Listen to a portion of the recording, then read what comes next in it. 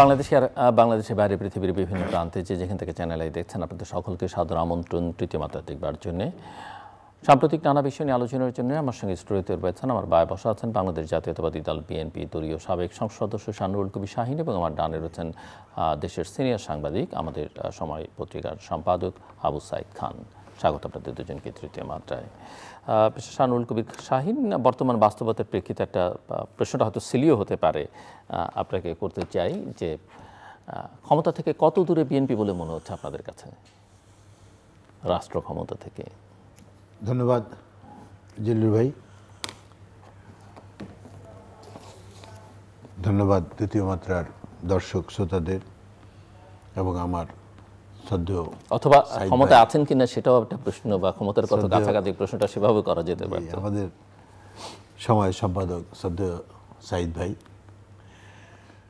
আসলে আপনি যে প্রশ্নটা করছেন এটা অত্যন্ত একটা মানে সিলি বলতেছেন আপনি, আমি মনে করি না এটা সিলি, খুবই একটা গুরুত্বপূর্ণ প্রশ্ন। এই জন্য যে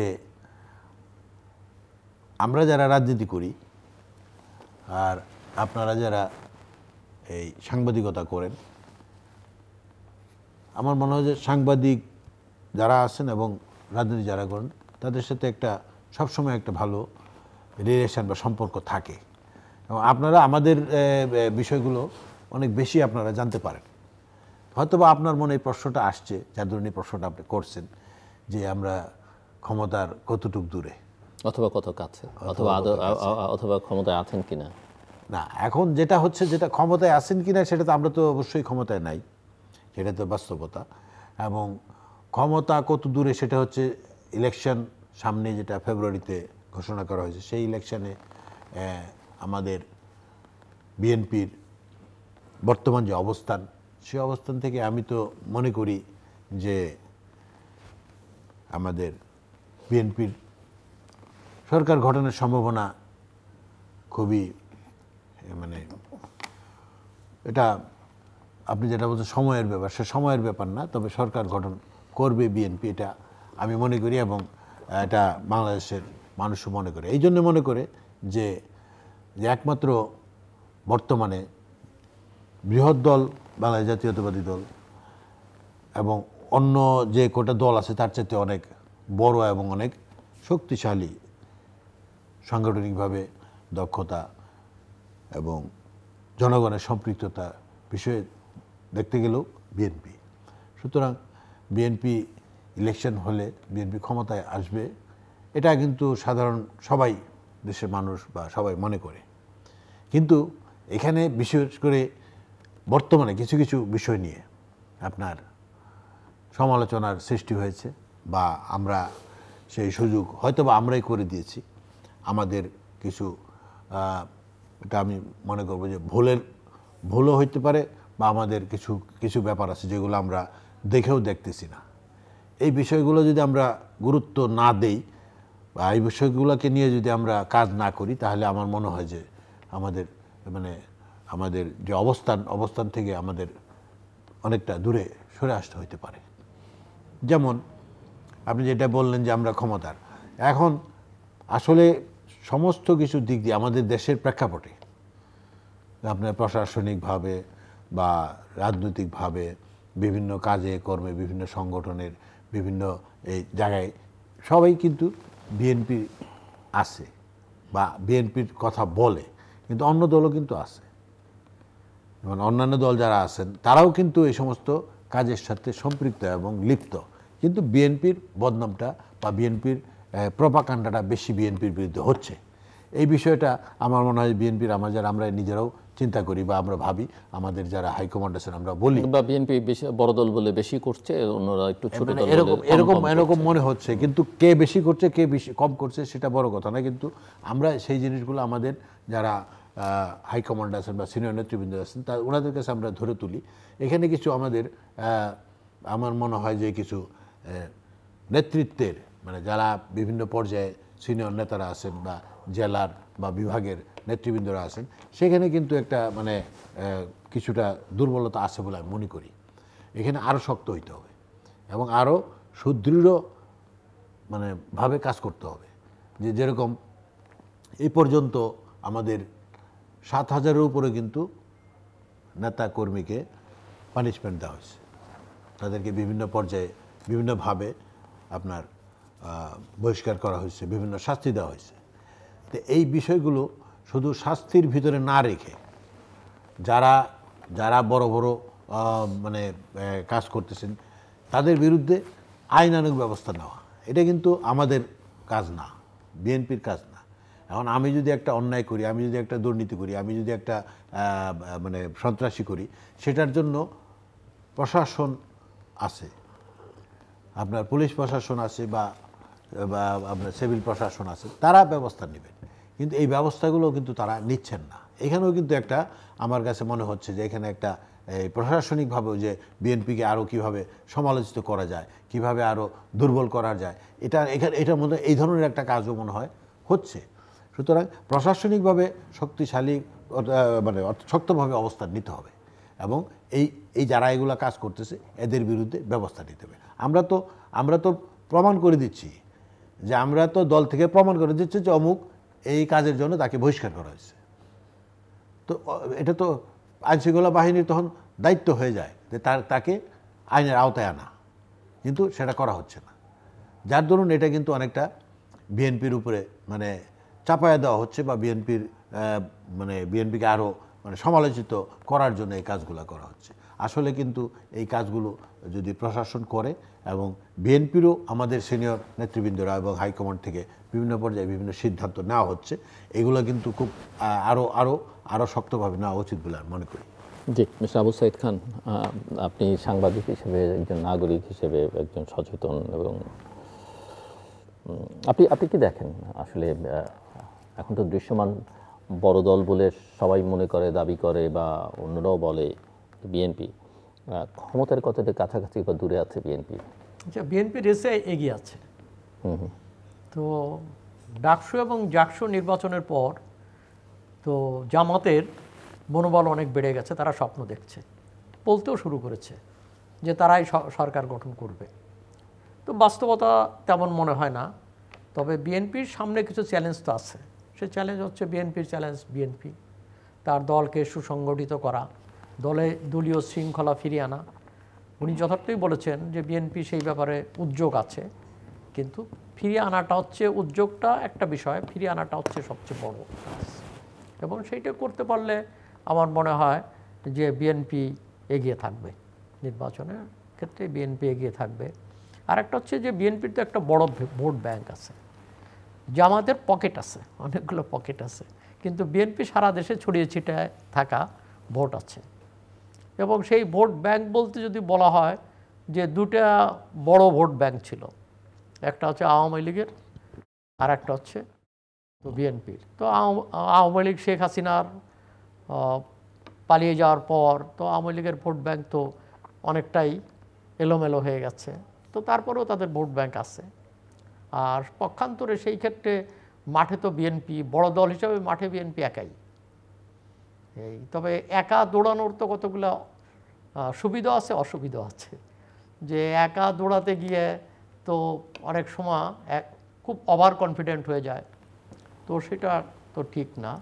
বিএনপিকে এই মুহূর্তে এগিয়ে যাওয়ার জন্য তাকেও কতগুলো জায়গা করা দরকার, যেটা তারেক রহমানও বলেছেন যে নেক্সট হচ্ছে তাদের লক্ষ্য হবে জাতীয় সরকার।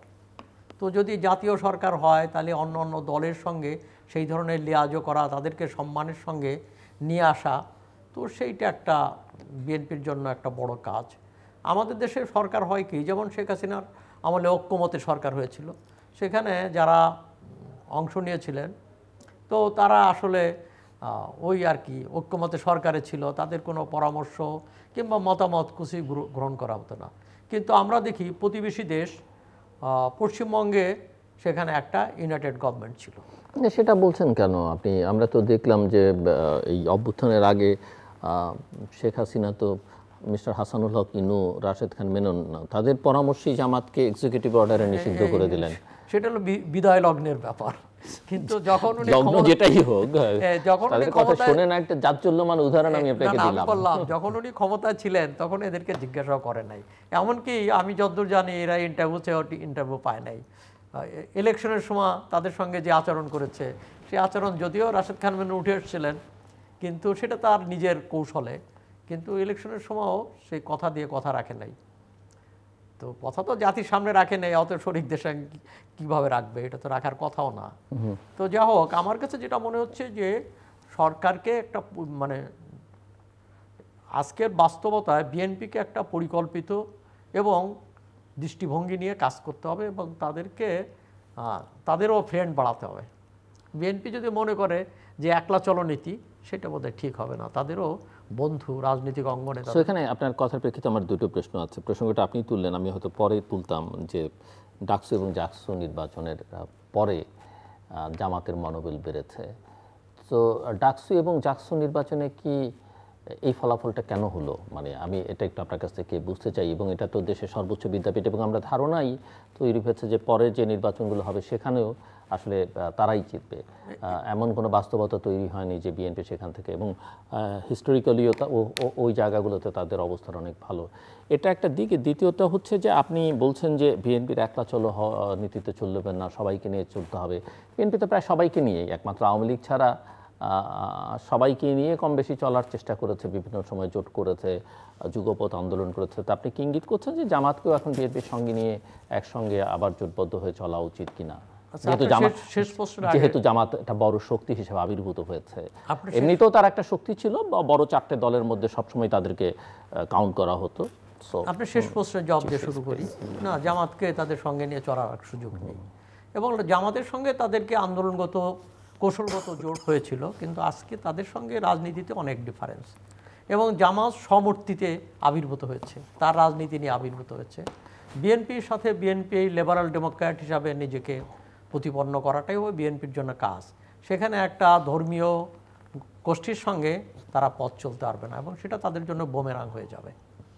তো সেই জায়গা থেকে বিএনপি তার পলিটিক্সটা স্পষ্ট করা দরকার। হ্যাঁ, বিএনপি হচ্ছে যে এখন সবাইকে নিয়ে চলছে, তো আন্দোলনের সময় শেখ হাসিনাও সবাইকে নিয়ে চলতো ধরুন, কিন্তু আন্দোলনের পরে সবাইকে নিয়ে চলাটা হচ্ছে সবচেয়ে বড় বিষয়। যে আন্দোলনের পরে কি হবে, সরকার গঠন কিভাবে হবে, সেইগুলো একটা গুরুত্বপূর্ণ প্রশ্ন। আর একটা হচ্ছে যে প্রশ্নটা আপনি করলেন যে ডাকসু এবং জাকসু নির্বাচনটা, তো ডাকসু এবং জাকসুতে শিবির কিন্তু ক্রিয়াশীল ছিল, তাদের কর্মকাণ্ড অব্যাহত ছিল, সেটা আওয়ামী লীগের ভিতরে ঢুকে কিংবা কিন্তু যেমনটা আপনি বলছেন যে বিএনপি অনেক শক্তিমান, আমি বা যতজন বিএনপি নেতার সঙ্গে কথা হয়েছে বা ছাত্র নেতাদের সঙ্গে, তারা মোটামুটিভাবে বেশ নিশ্চিত, একেবারে চোখ বন্ধ করে নিশ্চিত ছিলেন যে তারা এই বৈতরণী পার হবে। কিন্তু মাঠের খবর তা ছিল না। আচ্ছা, মাঠের খবর তা ছিল না, কেননা তারা আওয়ামী লীগের ভিতর ছিল, তারা বিভিন্ন সংগঠন, ধর্মীয় সংগঠনের মধ্য দিয়ে তারা সেখানে কার্যক্রম চালিয়ে যাচ্ছিল, এবং সেখানে বিএনপি হঠাৎ করে বিশ্ববিদ্যালয়ে ঢুকেছে এবং তাদের কোনো প্রস্তুতি ছিল না। আর একটা হচ্ছে জামাত এক ধরনের পলিটিক্স তারা হাজির করেছে, ওয়েলফেয়ার পলিটিক্স। হ্যাঁ, ওয়েলফেয়ার, যে কল্যাণ করবে, কিন্তু বিএনপি ছাত্রদল কোনো পলিটিক্স হাজির করতে পারেনি। এখানে হলো ছাত্রদলের ব্যর্থতা, এবং তাদের স্টাইলটা কিংবা রাজনীতি করার স্টাইলটা সেই খুব পুরানো মডেলের। কিন্তু জুলাইয়ের অভ্যুত্থান উত্তর যে নতুন মডেলে চলার যে নীতি গ্রহণ করা উচিত ছিল, শিবির কিন্তু সেইভাবে পথ চলেছে, কৌশল গ্রহণ করেছে, কিন্তু ছাত্রদল সেটা পারে নাই। তো এখানে খাপ খাইয়ে নিয়ে তাদেরকে অগ্রসর হওয়া উচিত ছিল। যেমন ধরুন যে শিবিরের মতো দল, সেখানে সংখ্যালঘু প্রতিনিধি, আদিবাসী প্রতিনিধি তারা নিয়েছিল, এবং তারা একটা ইনক্লুসিভ পলিটিক্স, যদিও বাস্তবে তারা একরৈখিক রাজনীতি করে, ধর্মভিত্তিক রাজনীতি করে, কিন্তু তারা নির্বাচনের কৌশল হিসাবে কিন্তু তারা সবাইকে নিয়েছিল। তারা হিজাব পরা মেয়ে ছিল, সঙ্গে হিজাব ছাড়া মেয়ে, এবং মূল আদর্শে তাদের যে গঠনতন্ত্র ঘোষণাপত্র তার বাইরে গিয়ে তারা প্যানেল করেছে, এবং তারা নীতি ধর্মীয় অনুশাসন যেগুলো তারা ফলো করবার কথা বা তাদের নিয়ম অনুযায়ী সেটা করে নাই, বরং ধর্মীয় অনুশাসন না করার জন্য কিছু লোককে তারা রেডি রেখেছিল, যে তাদের এই ধরনের একটা সমন্বয়ের বিষয়টা তারা ছাত্র সমাজের সামনে ধরেছিল। আর একটা হচ্ছে যে শিবিরের যে মুখোশ উন্মোচন করা, সেটিও ছাত্রদল এবং বাম সংগঠনগুলো পারে নাই। যে শিবির মানে কি, শিবির তো সেখানে তারা এই যে জুলাইয়ের অভ্যুত্থানের ঐক্য রক্ষা করতে গিয়ে তারা ৭১কে সামনে আনতে পারে নাই।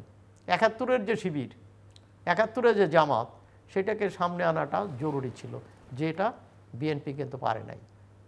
তো এইটা একটা আপনি ধরেন এই যে দেশের পাবলিক ইউনিভার্সিটিগুলোতে এই নির্বাচনের কিছু কি প্রভাব সারা দেশে নেই, বা তার একটা বা সারা দেশ থেকে, কারণ আমরা জানি যে পাবলিক ইউনিভার্সিটিগুলো এখন যারা পড়ে তারা একেবারে গ্রাসরুট লেভেল থেকে, রুরাল এরিয়া থেকেই অনেকে, তাদের ফ্যামিলি ব্যাকগ্রাউন্ড আছে, সেটা কিছু ভোট তার একটা প্রভাব কি আপনি কিছুটা প্রভাব আছে, কিন্তু সেই প্রভাব বড় একটা ভোট ব্যাংকে চ্যালেঞ্জ করার মতো বলে আমার মনে হয় না। আমি তো কয়েকদিন আগে গ্রাম থেকে ঘুরে আসলাম, তাতে আমার কাছে মনে হলো যে হ্যাঁ, তাদের একটু মনোবল বেড়ে গেছে, কিন্তু মানে টোটাল বিএনপিকে চ্যালেঞ্জ করার মতো যে শক্তি, সেটা তারা সঞ্চয় করতে পারেনি। এই যদিও বা তারা তাদের সভা সমাবেশে, বক্তৃতা, বিবৃতিতে সেটা প্রমাণ করার চেষ্টা করছে, কিন্তু বাস্তবে অবস্থাটা তেমন বলে আমার মনে হয় না। তবে হ্যাঁ, তারা যেটা করছে, আমি জানি না আপনি কটি গ্রামে বা কটি অঞ্চলে গিয়েছেন, কিন্তু সাধারণ মানুষ কি কোনো কারণে বিএনপির উপরে ক্ষুব্ধ এটা মনে হয়েছে কোথাও কোথাও, বা সেটারও একটা প্রভাব পড়বে কি না? বিএনপি হচ্ছে কি, এখানে একটা প্রবলেম হলো যে বিএনপির উপর তো এক ধরনের রাজনীতি যে ব্যাপারটা ছিল সেইটাও মাঠে নাই। সেটা হচ্ছে যে মানুষ তো পিছনে ভুলে যায় যে জামাত শিবিরের যে অতীতের ব্যাপারটা, সে অতীতের ব্যাপারটা তো সামনে আনার মতো কোনো ফোর্স ছিল না, নাই, এখন নাই। তো বর্তমান তারা তো অনেক কৌশলী।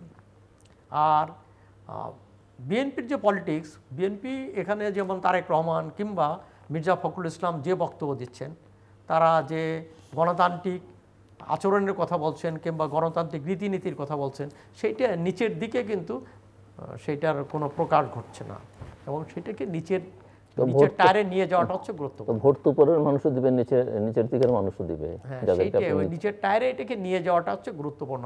এই জন্য আমি বলছিলাম বিএনপির অনুকূল পরিবেশ হয়েছে, কিন্তু বিএনপির জন্য চ্যালেঞ্জটা বিএনপি, অর্থাৎ বিএনপিকে এই অবস্থাগুলো ওভারকাম করতে হবে। জি, মিস্টার শাহনুরুল কবির শাহীন। সাঈদ ভাই কতগুলো ব্যাপার যথার্থই বলেছেন, বিশেষ করে জামাতের যে নীতি আদর্শ, তাদের যে প্রক্রিয়ায় তারা রাজনীতি করেন, বা তাদের যে মানে কনস্টিটিউশন যেটা আছে, সে থেকে তারা তাদের স্বার্থে কিন্তু অনেক কিছু করে বা করতেছে। আপনি যেটা সাঈদ ভাই ইতিমধ্যে বলছেন যে তাদের যে গঠনতন্ত্র অনুযায়ী যেটা ওই যে বিভিন্ন উপজাতি বা হিজাব পরা বা হিজাব ছাড়া, মানে এগুলা কিন্তু তাদের ইয়ের মধ্যে নাই, গঠনতন্ত্রে নাই বা তাদের নীতির মধ্যে নাই, কিন্তু তাদের স্বার্থে কিন্তু এগুলা করতেছে। অর্থাৎ এই যে সাঈদ ভাই যেটা বললেন যে ওই যে জামাতকে সাথে নিয়ে বিএনপি চলবে, এটা না করলেন উনি, এটা একটা অন্যতম উদাহরণ। বিএনপির এখান থেকে শিক্ষা নেওয়া উচিত আমি মনে করি, যে অতীতেও কিন্তু জামাতকে সাথে নিয়ে না চললেও চলতো, আমাদের কিন্তু না চলতো। তো তখন বলা হচ্ছিল তোমাকে বধিবে যে গোকুলে বাড়িছে সে। হ্যাঁ, সেটাই। এখন আপনার অতীতেও যে জামাতকে নিয়ে বিএনপি সমালোচিত হয়েছে, এবং বিএনপির জন্য ক্ষতিকারকও হয়েছে অনেক।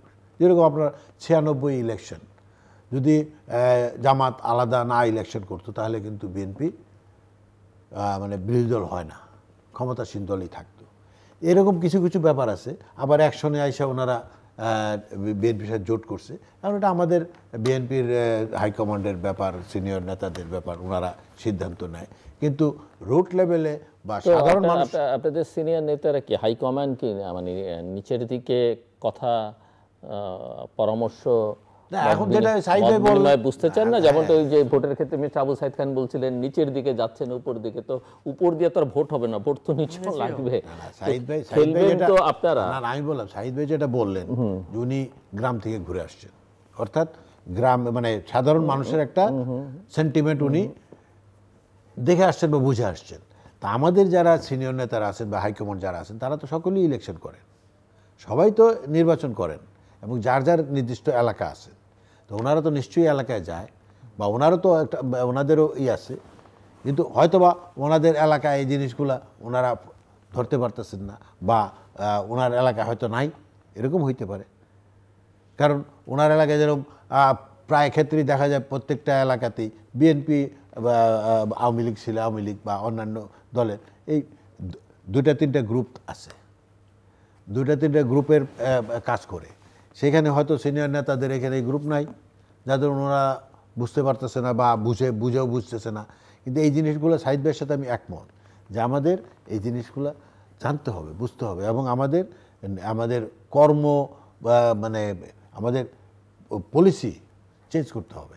আমাদের যেভাবে আমরা কাজ করতেছি এইভাবে কাজ করলে, যেটা ওই যে শিবিরের কথা বললেন, আমরা 17 বছর ক্যাম্পাসে নাই, আমাদের ছেলেরা ক্যাম্পাসে রাজনীতি করতে পারে নাই, ইভেন হলেও থাকতে পারে নাই, ক্লাসও করতে পারে নাই, কোনো রকম পরীক্ষা কেউ দিতে পারলে পারছে, না হলে নাই।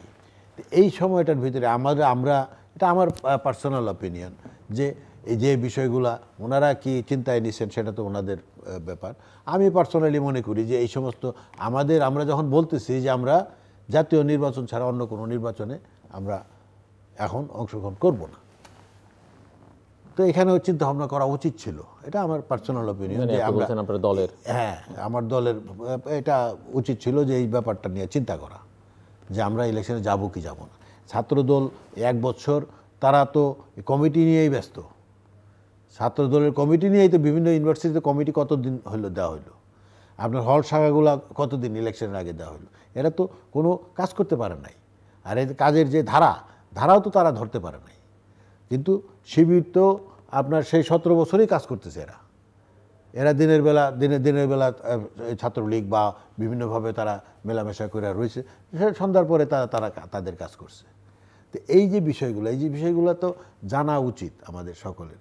এটা তো এভাবে নির্বাচনে যদি আমরা যাই হই, এটা তো একটা ইফেক্ট স্বাভাবিকভাবে পড়ে, এটা তৃণমূলে বা বিভিন্ন পর্যায়ে বিভিন্ন লেভেলে এটা পড়ে। আর কিছু বিষয় আসছে যেগুলো অতিরঞ্জিত হচ্ছে, যেরকম আপনার আমাদের সাধারণ কিছু ব্যাপার আছে, যেরকম আমাদের প্রত্যেকটা সেক্টরেই কিন্তু একটা চাঁদাবাজি আছে। এটা কিন্তু এটা কিন্তু স্বীকৃত চাঁদাবাজি আমি বলবো। কীরকম? যেরকম আপনার আমি সত্য বলি, একটা টেম্পু স্ট্যান্ড, টেম্পু চলে বা সিএনজি চলে, আমি ছোটটাই বলতেছি, এখানেও একটা গ্রাম লেভেলে এখানেও একটা চাঁদাবাজি হয়। এটা চাঁদাবাজি না, চাঁদাবাজি মিনসে আমি বলতেছি যে চাঁদা তোলা হয়। যেরকম আমার এলাকায় আপনার এখানে পৌরসভা আছে, পৌরসভার ভিতরে একটা অটো স্ট্যান্ড আছে, অটো স্ট্যান্ডে ডাক হয়, পৌরসভা থেকে ডাক দেওয়া হয়, সেই ডাক অনুযায়ী টাকা তারা উঠায়। হয়তো এখানে 2 টাকা বেশি উঠাইতেছে বা কোনো করতেছে, কিন্তু এটা তো বৈধ। কিন্তু এই জিনিসটা বৈধভাবেই তো হচ্ছে। এরকম আপনার পৌরসভা টয়লেটও ভাড়া দেওয়া হচ্ছে, টয়লেটও তো আপনার টেন্ডার হচ্ছে, তাই না? আপনার বাজারেই যারা হচ্ছে, বাজারে অর্থাৎ মাছের বাজার, গরুর বাজার, আপনার বাজার যেটাকে বলে, বাজার মিনস এখানে আপনার এই যে শাক সবজি, এই যে অন্যান্য বাজারগুলো, এই যে ছাগলের আলাদা, এই ছাগল মহাল, এরকম আলাদা আলাদা ডাক হয়। আলাদা আলাদা ডাক হইলে এখানে তো পৌরসভা থেকে একটা নির্ধারণ করা আছে, একটা ফিস নির্ধারণ করা আছে যে এই টাকাটা হবে। এটা এর আগের 15 বছর আওয়ামী লীগ সময়ে ফ্যাসিস্টরা এটাকে এমন একটা পর্যায়ে নিছে, তারা ডাইকা, যেখানে জুলুম ছাড়া কোনো কাজ হয় না। তারপরে এই বাজারগুলোতে জুলুম হইতেছে না সেটা আমি বলবো না, জুলুম হইতেছে। সেই জিনিসগুলো আমাদের দলীয়ভাবে কঠোরভাবে নজর রাখা উচিত। কারণ এখন এখানে তো বিএনপি ছাড়া কেউ নাই, বাস্তবতা যেটা। অন্যান্য জামাত বা এনসিপি এরাও আছে, কিন্তু এরা তো এই সমস্ত কাজে কম যায়। তারা কিন্তু উপজেলায় সারাদিনই আছে, উপজেলায় যাচ্ছে, টিওনের অফিসে, তারা একটু পশ কাজকর্মে ব্যস্ত। আমি যেটা বলতেছি পশ কাজকর্ম না, সেটা হচ্ছে তারা কিন্তু ওই সমস্ত জায়গায় তারাও কিন্তু আছে। আমি সেটাই বলছি, আমি বলছি তারাও কিন্তু আছে, কিন্তু নজরটা একটু উপরের দিকে, আপনাদের নজর সর্বত্র নিচের দিকে বেশি। উপরের দিকে নিচের দিকে না, আমি বলতেছি তারাও কিন্তু এর সাথে জড়িত। আমি যেটা বলছি তারাও কিন্তু জড়িত, কিন্তু তারা কিন্তু এইভাবে না খায় এইভাবে খাচ্ছে, কথাটা বুঝছেন? এইখানে কিন্তু তারা এখানে একটা পলিটিক্স করতেছে। আর আমাদেরও যারা স্মার্ট, আপনারা আনস্মার্ট। আনস্মার্ট মানে কি, এখানে তো তারা তো লোক নাই, তাদের তো লোক নাই। আপনার একটা স্ট্যান্ডে 10টা লোক লাগে, বুঝতে পারছেন?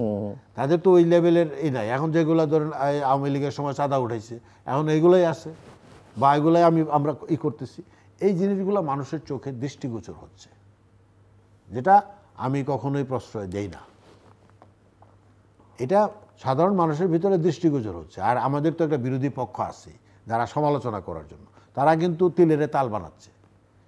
এই বিষয়গুলো থেকে আমাদের যতটুকু সম্ভব আমরা দূরে থাকতে আমি চেষ্টা করি, সবাইকে চেষ্টা করি দূরে রাখার জন্য। কিন্তু যেহেতু প্রত্যেকটা এলাকায় আপনি দেখবেন একটা দুইটা তিনটা করে গ্রুপ আছে, এই গ্রুপগুলো এক একটা গ্রুপ এক একটা কিছু কিছু আপনার ওগুলো আবার আশ্রয় প্রশ্ন না দিলে আপনার ভোটের সমস্যা হবে। সেটাই তো। কিন্তু আমার এখানে আমার কোনো প্রশ্রয় পায় না, কিন্তু কেউ কেউ হয়তো তো বা দিচ্ছে। এই বদনামগুলো কিন্তু আরও বেশি স্প্রেড হচ্ছে। এগুলা কিন্তু নিয়ন্ত্রণে আনার জন্য আমাদের কেন্দ্রীয়ভাবে প্রতিদিনই আমাদেরকে পরামর্শ দেওয়া হচ্ছে। কিন্তু জেলা লেভেলের যারা নেতৃবৃন্দরা আছেন এদেরকেও সতর্ক থাকা উচিত, কারণ এদের মাধ্যমে কিন্তু অনেক সময় এই ধরনের হয়, বা এরা প্রশ্রয় দিতেছে বা এরা দেখেও দেখতেছে না।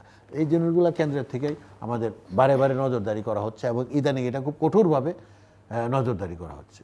এবং আমাদের যেটা ওই যে সাইদ ভাই বললেন যে আমাদের কর্ম পলিসি, অর্থাৎ এটা পরিবর্তন করে আগাইতে হবে। অর্থাৎ আমাদের মাননীয় ভারপ্রাপ্ত চেয়ারম্যান তারেক রহমান সাহেব প্রতিদিনই বলতেছেন যে আমাদের জনগণের সাথে যেতে হবে, কাছে থাকতে হবে, তাদের মানে পালসটা কি সেটা বুঝতে হবে, সে বুঝে আমাদের কাজ করতে হবে। এইভাবে যদি আমরা কাজ না করি, এভাবে কাজ না করাই, তাহলে তো আমাদের সমস্যা হইতেই পারে। জি, এটা আবু সাইদ খান আপনি শুনছিলেন। যেমন ধরুন যে জামাত তার রাজনীতিকে পাবলিকলি একটা গুণগত পরিবর্তন দেখানোর চেষ্টা করছে, ভিতরে যাই থাক, সেটা তাদের কৌশলগত হলেও তারা বিশ্ববিদ্যালয় সেটাকে অনেক বড় করে সামনে নিয়ে আসছে, এবং তারা নিজেরা কিছু খানিকটা শুদ্ধচারী হিসাবে নিজেদেরকে প্রতিপন্ন করার চেষ্টা করছে, নিজেরা দুর্নীতি করবো না, দুর্নীতি সহ্যও করবো না, এই ধরনের বক্তব্য তারা সামনে আনছে। কিংবা এই গণরুম কিংবা হলের এই বিনা পয়সা খাওয়া, ফাও খাওয়া ইত্যাদির বিরুদ্ধে তারা বক্তব্য দিচ্ছে। তো এখন হচ্ছে যে এই ধরনের পলিটিক্স গ্রাম পর্যায়েও তারা এই চাঁদাবাজির বিরুদ্ধে ইত্যাদি বলছে।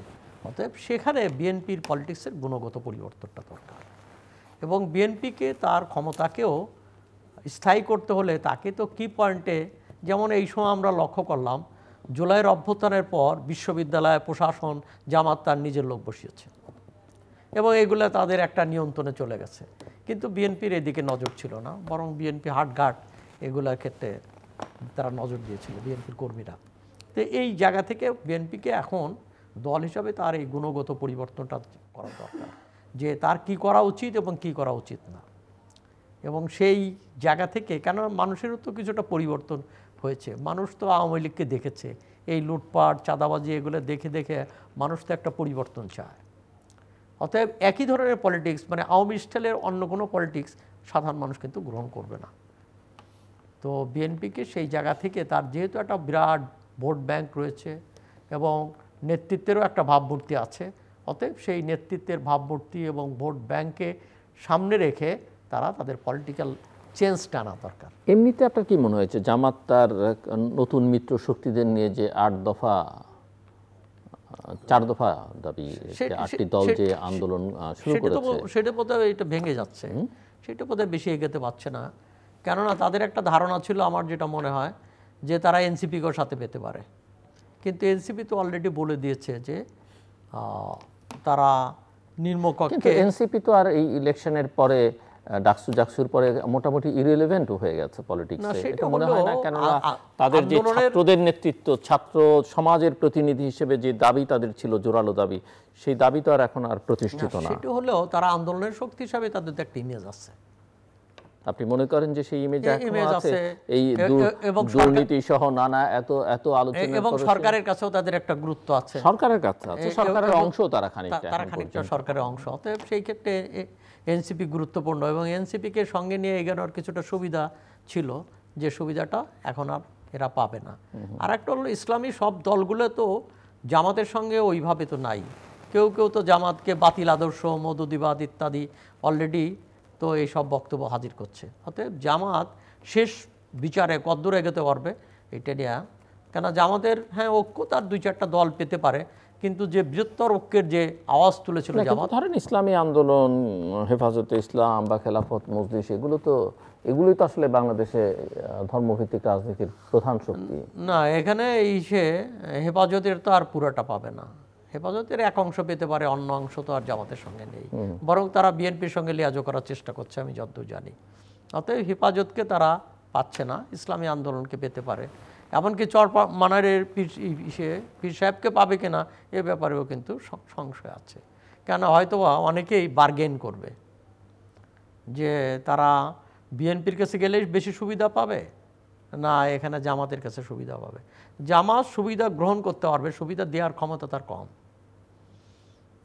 তো সেই জায়গা থেকে আমার কাছে যেটা মনে হচ্ছে যে এই ধরনের হ্যাঁ একটা ঐক্য হতেই পারে, কিংবা একটা আন্ডারস্ট্যান্ডিং ইসলামী দলগুলোর মধ্যে একটা সমঝোতা নির্বাচন। না, যে দাবিগুলো নিয়ে যে পিআর ছাড়া নির্বাচন হবে না, গণপরিষদ নির্বাচন অথবা গণপরিষদ জাতীয় সংসদ নির্বাচন একই দিনে, বা গণভোট করার দাবি, জুলাই সনদের আইনি ভিত্তি দেয়া, এই সব বিষয়ে তো তাদের মধ্যে কোনো ভিন্নমত এখন পর্যন্ত লক্ষ্য করা যায়। এগুলো তো মোটামুটি তাদের সবাই, কিন্তু সরকারের পক্ষ থেকে তো সরকারের পক্ষ থেকে যেটা বলছে যে সরকার তো তারা নিম্নকক্ষে পিআর এই জায়গা তো নেই। সরকার যেটা সামনে, কিংবা ঐক্যমতের কমিশন যেটাকে সামনে আনার চেষ্টা করেছিল সেটা হচ্ছে উচ্চকক্ষে পিআর, কিন্তু নিম্নকক্ষে তো এখানে পার্লামেন্ট ইলেকশনের বিষয়টা রয়ে গেছে। হ্যাঁ, আর একটা হচ্ছে যে জাতীয় ঐক্যমত্য ছাড়া তো সেখানে তো ব্যাপক পরিবর্তন করা যাবে না। যেমন ধরুন সাংবিধানিক পরিবর্তনের বিষয়, এখানে গণভোট কিংবা এখানে গণপরিষদ নির্বাচন, তো এগুলো তো কিভাবে করবে? তো এটা তো এইটা তো সংবিধান সম্মত সরকার, মানে সংবিধানকে সম্মত রাখার শপথ গ্রহণ করেছেন তো স্বয়ং মানে প্রধান উপদেষ্টা সহ অন্যরা। তারপরে হচ্ছে যে এখানে সংবিধান কার্যকর আছে, সেই সময় ওই ধরনের প্রোক্লেমেশন ঘোষণা করার সুযোগ আছে কিনা। হ্যাঁ, আমাদের দেশে একটা রেওয়াজ, মানে একটা অতীতের ঘটনা আছে, সেটা হলো মার্শাল ল গভর্নমেন্ট, তখন সংবিধান স্থগিত ছিল, তখন তারা একটা প্রোক্লেমেশন করেছে। আর একটা হলো সেই মার্শাল লর সেই প্রোক্লেমেশনের মতো নতুন কোনো বিশেষ আদেশ, এইটা আজকে কতটুকু অ্যাপ্লিকেবল এইটা বোধহয় সম্ভব না। এবং এটা সংবিধানের ইন্টারপ্রেটার হচ্ছে আদালত, তো আদালত এটাকে কিভাবে নেবে, তো এটাকে তো সংবিধান এটা গ্রহণ করতে পারে না।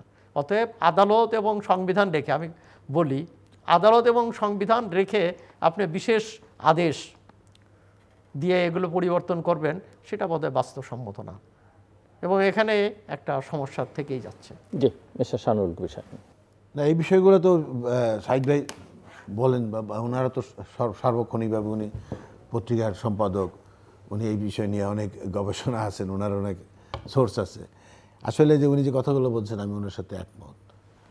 আর পিআরটা হচ্ছে যে এটা নিয়ে মানে একটা ইস্যু তৈরি করার চেষ্টা চলছে, কিন্তু আমার মনে হয় না এটা মানে জনগণ এটা খাবে। জনগণ এই পিআর বুঝেও না, বুঝতে চেষ্টাও করে না। এটা নিয়ে আপনার এটা হয়তো বা একটা তারা এটা ইস্যু নিয়ে মাঠ গরম রাখার একটা চেষ্টা করতেছে, কিন্তু এতে বাস্তবে কিছু হবে না। আর জুলাই সনদ নিয়ে যে কথাবার্তা চলতেছে, বা এটা মনে হচ্ছে, যেটা সাইদ ভাই যেটা বললেন, যে একটা সমঝোতা আমার মনে হয় যে কিছু একটা হবে। এটা একবারে যে এটা হবে না এটাও ঠিক না, একটা সমঝোতা হবে। আর ওই যেটা বললেন যে সংবিধান এবং আমাদের আদালত সংবিধানে আমরা যাই কিছু করব, বা ওই যে মার্শাল ল গভর্নমেন্টের কথা বললেন, যে তখন একটা বিষয় হইতে পারে, কিন্তু এইভাবে এটা কিছুতেই সম্ভব বলে মনে হয় না। তারপরেও আসেন সব মিলে, যদি সবাই মিলে একটা সম্মত হয়, যেটা একটা সিদ্ধান্তে যেতে পারে বা যাওয়ার সম্ভাবনা মনে হচ্ছে যে একটা সমাধান হয়তো বা হয়ে যাবে। কারণ আমাদের সামনে যে ফেব্রুয়ারিতে নির্বাচন হবে, সেই নির্বাচন করতে গেলে তো আমাদের এটা সেপ্টেম্বর মাস চলে যাচ্ছে। এর ভিতরে যদি আমরা অক্টোবরের ভিতরে যদি বিশেষ করে আমরা এই জিনিসগুলো আমরা যদি ফয়সলা করতে না পারি, তাহলে তো যেরকম নির্বাচনের প্রস্তুতি, যেরকম জামাত বলতেছে একটা, করতেছে আরেকটা। তারা কিন্তু 300 আসনে প্রার্থী দিয়ে দিছে, তারা 300 আসনে তারা প্রার্থীরা কাজ করতেছে, আবার এদিকে বলতেছে আমরা নির্বাচন যাব না। পিয়ার না হলে যাব না। আবার এইদিকে দেখা যাচ্ছে খালি শুধু এই না, তারা কিন্তু বিভিন্ন মানে ওয়ার্ড পর্যায়ে তারা বিভিন্ন কেন্দ্র কমিটি বিভিন্ন জায়গায় করতেছে। ক্যান্ডিডেট ঘোষণা করে দিয়েছে অলরেডি। ক্যান্ডিডেট তো অনেক আগেই ঘোষণা করছে। আপনার কেন্দ্র কমিটি, রঙিন রঙিন পোস্টারও আছে। সেটাও কেন্দ্র কমিটি তারা ইতিমধ্যেই মানে করতেছে, বিভিন্ন কেন্দ্রে কেন্দ্রে কেন্দ্র কমিটি করতেছে। অর্থাৎ তারা কিন্তু এদিক দিয়ে বলতেছে একটা, পাবলিকলি বলতেছে একটা, তাদের কাজ কিন্তু তারা করতেছে নির্বাচনে, যেটা কিন্তু আমরা বিএনপি বা অন্য দলগুলো কিন্তু এখন ওইভাবে আমরা কাজ করতে পারতেছি না, বা আমরা কাজ শুরু করতে পারি নাই। এই জন্যে যে এইভাবে তারা একটা মানে দিয়া হয়তো একটা আমাদেরকে একটা মানে আরও পিছনে রাখার একটা পলিসি হইতে পারে, কিন্তু এই পিআর দিয়ে বা এইগুলো দিয়ে কোনো কাজ হবে না। আর জুলাই সনদটা যেটা আছে সেটা নিয়ে হয়তো একটা সিদ্ধান্তে আসতে পারে। নির্বাচনের আগে আরও কিছু প্রসঙ্গ অনেকে মনে করেন যে এখন আলোচনার মধ্যে আছে, বিতর্কের মধ্যে আছে, জটিলতা তৈরি হতে পারে, নাও হতে পারে। একটা হচ্ছে যে আওয়ামী লীগ নির্বাচন করতে পারবে কিনা, দ্বিতীয়ত হচ্ছে আওয়ামী লীগের মিত্ররা 14 দল জাতীয় পার্টি তাদের ভবিষ্যৎ কী হবে, আরেকটা হচ্ছে ভারত ইস্যুতে আসলে ভারতের সঙ্গে বাংলাদেশ কিভাবে ডিল করবে, বা যারা এই ক্ষমতায় যাবেন তারা আসলে ভারতের সঙ্গে এনগেজমেন্টটা কী হবে, সেটাও সম্ভাবনা দুর্ভাবনা দুটোই আছে আসলে। সো আপনি কি মনে করেন এই জায়গাগুলো কিভাবে ফয়সালা? না, আওয়ামী লীগের ব্যাপারে তো একটা সিদ্ধান্ত ইতিমধ্যেই আছে। আওয়ামী লীগকে তো নিষিদ্ধ করা হয় নাই, স্থগিত, কিন্তু নির্বাচন তো করতে পারছে না। এই স্থগিত থাকলে নির্বাচন করতে পারছে না এটা তো বলে নাই।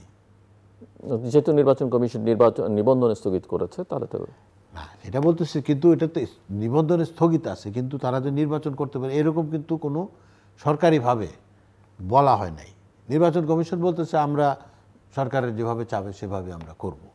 এখন যে বিষয়টা হচ্ছে, এখানে গভর্নমেন্ট কিন্তু বলতেছে যে আওয়ামী লীগকে আমরা নিষিদ্ধ করি নাই, কিন্তু আওয়ামী লীগের কর্মকাণ্ড নিষিদ্ধ আছে, এবং আওয়ামী লীগের যারা মানে নির্বাচনও তো কর্মকাণ্ডের অংশ। জি, এখন যেটা আওয়ামী লীগের যারা নেতৃবৃন্দরা আছেন, যারা এই সমস্ত এই হত্যাকাণ্ড থেকে শুরু করে বিভিন্ন অপকর্মের সঙ্গে জড়িত বিভিন্ন তারাভাবে আছে, তাদের শাস্তির বিষয়টা নিশ্চিত করতে চাচ্ছে গভর্নমেন্ট, তাই না? তো এখন দেখা যাচ্ছে এরকম হইতেও পারে, বা কিছু একটা সময় আসলে হইতে পারে যে যারা পানিশড হয়ে যাবে, বা যাদের একটা সিদ্ধান্ত থাকবে। এখন নির্বাচন কমিশন এটা চাইবে বলতো, আমি একটা শুনছিলাম যে ওই যে যারা চার্জশিটের আসামি হবে তারাও ইলেকশন করতে পারবে না, এরকম একটা নির্বাচন কমিশন থেকে একটা আলোচনা হয়েছিল। এটা বাস্তবায়ন বা ওরা সিদ্ধান্ত নিচ্ছে কিনা জানি না, আমি এটা সাহেব বলতে পারবেন। যে এরকম যদি হয় তাহলে তো আওয়ামী লীগের আপনার একটা পর্যায়ের সিনিয়র পর্যায়ের বেশিরভাগ নেতৃত্বই। কিন্তু এই সিদ্ধান্ত তো আবার গণতান্ত্রিক না, চার্জশিটের আসামি হলেই, কারণ এই যে বিএনপির বিরুদ্ধে তো আওয়ামী লীগ আমলে লক্ষ লক্ষ মামলা ছিল, তো এরকম মামলার অজুহাত দেখে যদি সবাইকে নির্বাচনের বাইরে, এটা শুনছি। এখন তারা যদি নেয় না, তারা তো নিতেই পারে। আমার প্রশ্ন হচ্ছে যে বিএনপি এইসব বিষয়গুলোকে কিভাবে দেখবে? না, বিএনপির বিষয় হলো, বিএনপি তো ওই যে আমাদের মহাসচিব বলছেন আমরা কোনো দল নিষিদ্ধ হোক সেটা আমরা চাই না। এই ব্যাপারে তো ওনার একটা অপিনিয়ন দিচ্ছেন যে কোনো দল নিষিদ্ধ হোক সেটা আমরা চাই না। তো আমাদের সেটা দেওয়ার পরও আবার আওয়ামী লীগকে যখন মানে কার্যক্রম সাসপেন্ড করা হলো, তখন আবার বিএনপির পক্ষ থেকে তো বলা হলো যে আমরা এই 3 দিন আগে চিঠি দিয়েছিলাম এই কার্যক্রম সাসপেন্ড করতে। কার্যক্রম সাসপেন্ড আর দল নিষিদ্ধ এক জিনিস না। ওকে, ফাইন। ভারত প্রসঙ্গে, ভারতের সাথে তো পত্রিকায় দেখলাম যে কোনো পত্রিকায় লিখতেছে, বা এই যে বিভিন্ন সামাজিক এবং যোগাযোগ মাধ্যমেও দেখতেছি যে জামাতের সাথে একটা ভারতের বিভিন্ন পত্রপত্রিকায় আসতেছে, বিভিন্ন সাংবাদিক বা বিভিন্ন বুদ্ধিজীবীরা বলতেছেন জামাত ভারতের সাথে একটা সম্পর্ক করার চেষ্টা করতেছে। সেটা ভারত সাথে জামাতের সম্পর্ক হবে এটা আমি মনে করি না, বা বিশ্বাসও করি না। কারণ জামাতের যে মানে তাদের যে নীতি আদর্শ, এটার সাথে ভারত কখনোই মিলবে না, বা মেলার কথাও না। আলটিমেটলি ভারতের সাথে সম্পর্ক না থাকলেও যে একেবারে এখন আগের মতো অবস্থান ভারতের থাকবে সেটা না। কারণ এখন এই যে বর্তমান গভর্নমেন্টের সাথে ভারতের তেমন কোনো ভালো সম্পর্ক নাই, কিন্তু কাজ তো করতেছে। ভারত তো অনেক বাধার সৃষ্টি করা, অনেক কিছু করাও তো চেষ্টা করতেছে, কিন্তু তেমনভাবে পারতেছে না। সুতরাং যে গভর্নমেন্টই আসুক, বা ভারতের সাথে যেহেতু পার্শ্ববর্তী একটা বড় দেশ, একটা সম্পর্ক তো থাকতেই হবে, কিন্তু সেই সম্পর্ক এমন সম্পর্ক হবে না যেটা ওই যে আমাদের এই যে আগের আওয়ামী লীগ সরকারের যে পররাষ্ট্র মন্ত্রী ছিলেন, স্বামী স্ত্রীর সম্পর্ক, হ্যাঁ, স্বামী স্ত্রীর সম্পর্ক, ভারতের উন্নতি মানে আমাদের উন্নতি, বাংলাদেশের মানে এই ধরনের ইয়েতে তো কোনো সরকার বা বিএনপি এটা যাবে না, বা যাওয়া ঠিক হবে না, এটা জনগণ মানবে না। এই দেশের মানুষ এখন আর এই সমস্ত ভারতের সাথে এই সমস্ত করতে গেলে এগুলা গ্রহণ করবে না। জি, মিস্টার আবু সাইদ খান। প্রথমত হচ্ছে যে আমি ব্যক্তিগতভাবে কোনো দল নিষিদ্ধের পক্ষে না, কেন এটা লাভ হয় না, বরং এটা বুমেরাং হয়ে যায়। যেমন ধরুন যে জামাতকে নিষিদ্ধ করার মধ্যে দিয়ে জামাতকে একটা আপার হ্যান্ড দিয়ে দেওয়া হয়েছে, তো এইটার কোনো অর্থ ছিল না। ঠিক আজকেও আওয়ামী লীগ তো দল তো অপরাধ করেনি, আসলে সরকার করেছিল। আর একটা হচ্ছে আওয়ামী লীগ সেই ধরনের দল না যে দল সরকার পরিচালনা করেছে, আসলে সরকার ছিল শেখ হাসিনার সরকার। দলটা তখন আমাদের দেশে যেগুলো হয় যে দল সরকারের ভিতরে ঢুকে যায়, দল যে কোনো দলকে সরকারকে ডিকটেট করে, আমাদের দেশে কিন্তু এটা হয় না। তো এখানে সরকার এবং তার মন্ত্রী উপদেষ্টারা এই সব অপকর্ম যা হয়েছে সেটা করেছে, এবং আওয়ামী লীগের এর বাইরেও তো হ্যাঁ, এর সঙ্গে কর্মীদের এবং তাদের নেতাদের একটা অংশ জড়িত আছে এই অপকর্মের সঙ্গে, কিন্তু তার বাইরেও তাদের অনেক কর্মী আছে যাদেরকে এই সব কর্মের সঙ্গে তারা জড়িত না। কিন্তু আমরা নীতিগতভাবে তো সেই তাদের রাজনৈতিক অধিকার খর্ব করতে পারি কিনা, নির্বাচন করা তো গণতান্ত্রিক অধিকার, সাংবিধানিক অধিকার, সেই সাংবিধানিক অধিকার খর্ব করা যায় কিনা। আর একটা ব্যাপার হচ্ছে যে প্র্যাকটিক্যাল বিষয়টা হলো যে দুটো দল ক্ষমতার প্রতিদ্বন্দ্বী ছিল। যেমন শেখ হাসিনা 15 বছর তার শাসনটা এক ধরনের তার ভাবমূর্তি গড়ে ওঠে না, এবং তার শাসনটা আন্তর্জাতিকভাবেও শিক্ষিত সেইভাবে সম্মানিত সরকার ছিল না, বিভিন্নভাবে বিতর্কিত ছিল। এর কারণটা হলো যে বিএনপির মতো একটা বড় দল প্রতিদ্বন্দ্বী দলকে ক্ষমতার মানে নির্বাচনী প্রক্রিয়ার বাইরে রেখে নির্বাচন করেছে। তো ঠিক তেমনইভাবে আজকে যদি আওয়ামী লীগের মতো একটা বড় দলকে নির্বাচনী প্রক্রিয়ার বাইরে রেখে নির্বাচন হয়, তো সেটা আমার মনে হয় যে মানে শুভ ফল বয়ে আনবে বলে আমার মনে হয় না। হ্যাঁ, তবে আদালতের রায়ে তো আওয়ামী লীগের নেতাদের তো শাস্তি হতেই পারে এবং হওয়াই উচিত, তারা যে অপকর্ম করেছে তার শাস্তি হওয়া উচিত।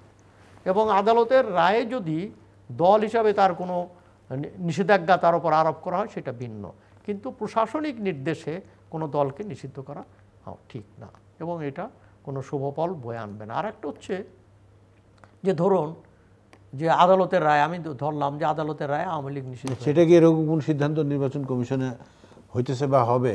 নির্বাচন কমিশনের তো বিষয়টা ওই যে চার্জশিটের আসামি সেটা হলো যে চার্জশিটে যেটা হচ্ছে যে সেটা হলো যেটা বলা হয়েছে সেটা হচ্ছে যে আপনার যারা মানে এই অপরাধ, এই মানবতা বিরোধী অপরাধ এই সেই মামলায় যাদের বিরুদ্ধে মামলা থাকবে, তো চার্জশিট থাকবে, তারা নির্বাচনে অংশগ্রহণ করতে পারবে না। শুধু এটা, অন্য কোনো এবং এইটার ব্যাপারেও আমার মনে হয় এটা কতটুকু যৌক্তিক, আইনগতভাবে সম্মত কিনা, তো এটা নিয়ে বিশেষজ্ঞরা প্রশ্ন তুলেছেন। সেটাও আদালতের, কেন আমাদের সংবিধানের ইন্টারপ্রেটার তো আদালত, সর্বোচ্চ আদালত, সেটাও সুপ্রিম কোর্টের এই ব্যাপারে মতামত নেওয়া উচিত। কেন সুপ্রিম কোর্টকে বাইপাস করে কোনো কোর্ট কিংবা অধস্তন কোনো কোর্ট কোনো সিদ্ধান্ত গ্রহণ করতে পারে না, এটা হওয়া উচিত। এমনকি যখন যুদ্ধাপরাধীদের বিচার হয়েছিল মানে গোলাম আজম এবং এদের, সেটাও কিন্তু শেষ পর্যন্ত সুপ্রিম কোর্টে যেতে হয়েছিল, সেই বিচারও কিন্তু সুপ্রিম কোর্টে এটাকে নিয়ে যাওয়া হয়েছিল। অতএব আজকের বাস্তবতাও আমাদেরকে সেটা দেখা উচিত। আর একটা হলো যেটা একটা প্র্যাকটিক্যাল ব্যাপার, পৃথিবীতে ধরুন এই ধরনের দুটাই জিনিসই আছে, যে এই ধরনের সরকার অপরাধ করার পরে তাদেরকে নির্বাচনী প্রক্রিয়াকে বা রাজনৈতিক অধিকার হরণ করা হয়েছে, আবার তাদেরকে রাজনীতি করার সুযোগও রয়েছে। দুটো জিনিসই আছে, ইনস্ট্যান্স আছে। কিন্তু বাংলাদেশের ক্ষেত্রে কি হয়, বাংলাদেশের মানুষ মনে করে যে শেখ হাসিনা অপরাধ করেছে, যেসব এই আসাদুজ্জামান কামাল এবং যারা আনিসুল হক যারা অপরাধ করেছে তাদের বিচার হবে। তো আওয়ামী লীগে তো সে তার বাড়ির কাছে আর একটা সৎ লোক দেখে, তো তার বাড়ির পাশে একজন সৎ কর্মীও দেখে, যাকে দুর্নীতি যাকে স্পর্শ করেনি। এত বড় দল সেই লোকগুলো আছে, সেই লোকটা রাজনীতি করতে পারবে না, এটা কিন্তু জনগণ মনে করে না। অতএব জনগণের অভিপ্রায়টাকে গুরুত্ব দেওয়া উচিত। ভারত প্রসঙ্গ, আর ভারতের ব্যাপারটা হচ্ছে ভারতের সাথে বন্ধুত্ব তো অনিবার্য, কেননা বন্ধুত্ব ভারতের দুই প্রতিবেশীর ভিতর বন্ধুত্ব থাকা উচিত, কিন্তু ভারতের ভুল নীতির কারণে এই বন্ধুত্বের ক্ষেত্রে একটা ব্যত্যয় ঘটেছে। ভারতের ভুল নীতি হচ্ছে যে যখন ৭৫ সালের 15ই আগস্টের ঘটনার পরেও ইন্দিরা গান্ধী কিন্তু বাংলাদেশের সাথে সম্পর্ক ছেদ ঘটুক এমন কিছু করে নাই, এটা ছিল। এবং যারাই সরকার যখন এসেছে ইন্দিরা গান্ধী প্রতিবেশী দেশ হিসাবে তাদের সঙ্গে মানে এমনকি সেই শাসন আমলে জিয়া রহমান এরশাদের সঙ্গেও সুসম্পর্ক বজায় রেখেছে।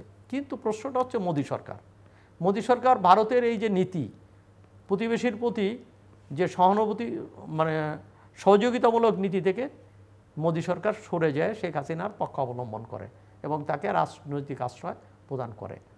এই নীতিটা এবং তাকে রাজনৈতিক কর্মকাণ্ডেরও এক ধরনের সুযোগ করেছে। এই নীতিটা মনে হয় যে এটা ভারতের জনগণ, এমনকি আমি যেটা শুনেছি, আমার কাছে ওইভাবে ডকুমেন্ট দেখাতে পারবো না, যে সাউথ ব্লকও এই ব্যাপারে তাদের একটা আপত্তি আছে। মোদির এই নীতির বিরুদ্ধে সাউথ ব্লক সোচ্চার। তবে বাংলাদেশ সরকারের পক্ষ থেকে এই ব্যাপারে তাদের বন্ধুত্বের হাত কিন্তু বাংলাদেশ সরকারের প্রসারিত, যদিও বাংলাদেশের সরকারের কোনো কোনো উপদেষ্টা কারো কারো মন্তব্যে এক ধরনের বিরূপ প্রতিক্রিয়া হয়েছে। তা বাদ দিলে নীতিগতভাবে বাংলাদেশ তারা বন্ধুত্ব এবং তাদের সাথে পারস্পরিক যোগাযোগ, বাণিজ্য নীতি এগুলো ঘোষণা করেছে। এই তো সে ইলিশ মাছ চেয়েছে, কলকাতার ব্যবসায়ীর ইলিশ মাছ চেয়েছে, ইলিশ মাছ পাঠিয়ে দেওয়া হয়েছে। এই কিন্তু বাংলাদেশের ব্যবসায়ীরা যেটা চেয়েছে যে তার গার্মেন্টস গুড ইত্যাদি স্থলপথে তো পাঠানোর যে সুযোগ, সেটাকে ভারত বঞ্চিত করেছে। এবং এই বঞ্চিত করার পিছনে তো কোনো যৌক্তিক কারণ নেই। বাংলাদেশকে একটু মানে বাংলাদেশকে বিপাকে ফেলা ছাড়া এর কোনো অর্থনৈতিক কারণ নাই। অতএব এই দেশের সম্পর্ক হওয়ার, বাণিজ্যিক সম্পর্ক হওয়ার ভিত্তি হওয়া উচিত অর্থনীতি, এবং অর্থনীতিকে সামনে রেখে মানে অর্থনৈতিক কূটনীতিক এখানে হওয়া উচিত। আর একটা হচ্ছে আমাদের সঙ্গে সাংস্কৃতিক যোগাযোগ, বিভিন্ন রকম যোগাযোগ আছে। অতএব ভারতের সরকার কারা গঠন করেছে এটা যেমন করে আমাদের বিবেচ্য বিষয় নয়। অতএব বাংলাদেশে কারা সরকার গঠন করেছে, বাংলাদেশের মানুষ কিভাবে তার দেশ পরিচালনা করবে, এটা বাংলাদেশের নিজস্ব ব্যাপারে ভারতের নাক গলানো উচিত নয়। জি, আমরা একেবারে শেষের দিকে মিস্টার শানুর কবির শাহীন, ক্লোজিং রিমার্কস। ভারতের সাথে তো আমরা যে সম্পর্ক, যেটা সাইদ ভাই বললেন যে এইভাবে সবসময় আজকাল এখন তো আর ওই বৈরী সম্পর্ক কারোর সাথে থাকে না। ট্রাম্প এবং চায়নার প্রেসিডেন্টের আবার টেলিফোন কথা হচ্ছে, পুতিনের সাথে কথা হচ্ছে। অর্থাৎ আমাদের বর্তমান যে বিশ্বে একটা মানে সম্পর্কটা একটা গুরুত্বপূর্ণ বিষয়। এমনিতে বৈরিতা থাকতেই পারে, কিন্তু সম্পর্ক থাকতে হয় বিভিন্ন কারণে। যেটা ওই যে সাইদ ভাই বললেন যে ইলিশ মাছ চাইছে, দেওয়া হয়েছে, বা আমাদেরকে অনেক সময় অনেক কিছু তারা হ্যারেস করতেছে বা করতেছে। এটা হয়তো বা সাময়িক, এটা যখন একটা পলিটিক্যাল মানে নির্বাচিত সরকার আসবে তখন আমার মনে হয় যে সম্পর্কটা আরও সুন্দর হয়ে যাবে, ভালো হয়ে যাবে। কিন্তু ওই রকম সম্পর্ক আর আমার মনে হয় না হবে, যে শেখ হাসিনার সাথে যে সম্পর্ক ছিল সেই সম্পর্ক আর হবে না, এবং এটা এই দেশের মানুষ মেনেও নেবে না।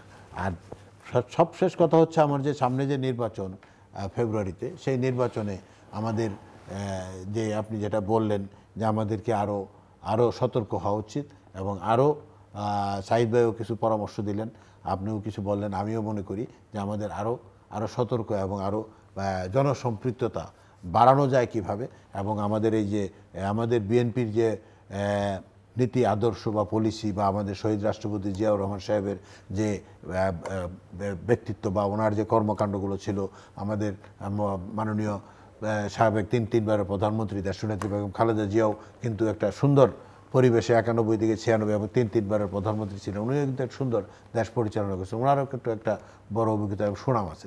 এই জিনিসগুলো আমরা কাজে লাগিয়ে কিন্তু আমরা তৃণমূলে কাজ করতে পারি, এবং আমাদের এই কাজগুলো যাতে গুছায় আনতে পারি, সেই জন্য আমাদের কেন্দ্র থেকে কিছু সাহায্য প্রয়োজন বলে আমি মনে করি। জি, মিস্টার আবু সাইদ খান। না, আমারও মনে হয় যে বিএনপির কাছ থেকে জনগণ দায়িত্বশীল আচরণ আশা করে। বিএনপির বিকল্প কেউ কিন্তু জনগণ ভাবছে না, বৃহত্তর জনগোষ্ঠী বিএনপির বিকল্প ভাবছে না। কিন্তু অতএব বিএনপিকে নতুন করে সেটা ভাবতে হবে। এমনকি যে কতগুলো ক্ষেত্রে বিএনপি যেমন তার 31 দফা কর্মসূচি আছে, কিন্তু প্রয়োজনে কিছু কিছু শিফট তারা করেছে, এবং আরও শিফট করা যেতে পারে। যেমন নিম্নকক্ষ, সাংবিধানিকভাবে নিম্নকক্ষে পিয়ার পদ্ধতির সুযোগ নেই, কিন্তু উচ্চকক্ষের বিষয়টি বিবেচনা করা যেতে পারে বলে অনেকেই মনে করে। এমনকি আমি বিএনপির ঘরানার কোনো লোকের সঙ্গে কথা বলে দেখেছে, তারাও মনে করে যে এটা হতে পারে। তো এই যে জায়গাটা, এই জায়গাটা যেমন বিএনপি তার কিছু কিছু ক্ষেত্রে উচ্চ কক্ষে তো একটা সিদ্ধান্ত হয়েছে মনে হয়, না হয় নাই, হয়নি এখন না? না এখনো হয়নি। তারা বলতেছে যে এই সে সিটের অনুপাত, বিএনপি এখন পর্যন্ত সিটের অনুপাতে আছে, আর পিআরের পদ্ধতি অনুসারে হবে, এটা হলো ভোটের অনুপাত, কিন্তু ভোটের অনুপাতে আসছে না। তো এইটা করার মধ্য দিয়ে সেখানে হ্যাঁ হতে পারে যে অন্য অন্য দল কিছু সিট পেতে পারে, কিন্তু আইন তো পাশ করবে তো নিম্নকক্ষ, তো ওখানে কি হবে, পর্যালোচনা হবে, এটা নিয়ে আলাপ আলোচনা হবে। তো সেই আলাপ আলোচনায় ছোট ছোট দলগুলো যদি সম্পৃক্ত হতে পারে, ক্ষতি কি, দেশের জন্য সেটা বরং মঙ্গল বয়ে আনবে। তো বিএনপি এই ধরনের বিষয়গুলোকে ইতিবাচকভাবে এবং উদার দৃষ্টিভঙ্গিতে দেখা উচিত বলে আমি মনে করি, এবং সেই সঙ্গে বিএনপিকে বুঝতে হবে যে তারা প্রধান দল, অতএব দায়িত্ব তাদের বেশি। তাদেরকে যেহেতু আজকের বাস্তবতায় তাদেরকে যেমন তাদের বন্ধু যারা একসঙ্গে যারা আছে তাদের সঙ্গে যেমন সৌহার্দ্য স্থাপন করতে হবে, যারা বিরোধী দলের অবস্থান গ্রহণ করবে কিন্তু অলরেডি বিরোধী দলের অবস্থানে চলে গেছে, তাদের সঙ্গেও কিন্তু তাদের সৌহার্দ্যমূলক সম্পর্ক রক্ষা। বিএনপি তো ইতিমধ্যেই ঘোষণা দিচ্ছে যে জাতীয় সরকার করবে, সবাইকে নিয়েই করবে। জি, এটা সবাইকে নিয়ে। ঘোষণা হয়েছে, কিন্তু আমাদের দেশে জাতীয় সরকার মানে হচ্ছে যে সেই ধরনের জাতীয় সরকার আমরা দেখি না, দেখি হবে হবে না। তবে যদি সত্যি একটা জাতীয় সরকার হয় এবং ছোট দলেরও যদি সেখানে প্রতিনিধিত্ব থাকে কিংবা কথা বলার সুযোগ থাকে, এই ধরনের একটা সরকার হলে সেটা দেশের জন্য মঙ্গল বয়ে আনবে বলে আমি মনে করি। দর্শক, অনুষ্ঠানের শেষ প্রান্তে আমরা সামাজিক যোগাযোগ মাধ্যম ফেসবুকে, এক্স এবং ইউটিউবে রীতিমাত্র লাইভ স্ট্রিম হচ্ছে, আপনারা দেখতে পারেন। টেলিভিশনের পর্দায় দেখতে না পারলে যে কোনো সময় যে কোনো স্থান থেকে ইউটিউবে রীতিমাত্র চ্যানেলটি সাবস্ক্রাইব করে এই পর্ব বা পুরনো পর্বগুলো আপনারা দেখতে পারেন। মিস্টার আবু সাইদ খান এবং মিস্টার শাহনুরুল কবির শাহীন, অসংখ্য ধন্যবাদ এই আলোচনা অংশ নেবার জন্য। দর্শক, এটা ঠিক যে আমার অতিথিরা মনে করেন যে বিএনপির আসলে এখনো পর্যন্ত আপাত দৃষ্টিতে কোনো বিকল্প তৈরি হয়নি, কিন্তু অনেক রকমের চ্যালেঞ্জ আছে, এবং বিশ্ববিদ্যালয়গুলো নির্বাচনের মধ্য দিয়ে এটা বোঝা গেছে যে বিএনপির কৌশলগত অনেক দুর্বলতা আছে।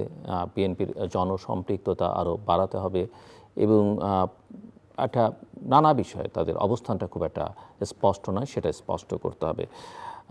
কোনো রাজনৈতিক দলকে নিষিদ্ধ করা ওনারা দুজনের কেউই সেই অর্থে সমর্থন করেন না, তবে যারা অপরাধ করেছেন সেই অপরাধীদের শাস্তির দাবিটা জোরালোভাবে জানিয়েছেন, এবং রাজনৈতিক দলকে নিষিদ্ধ করে তার সুফল তেমন পাওয়া যায় না কোথায়।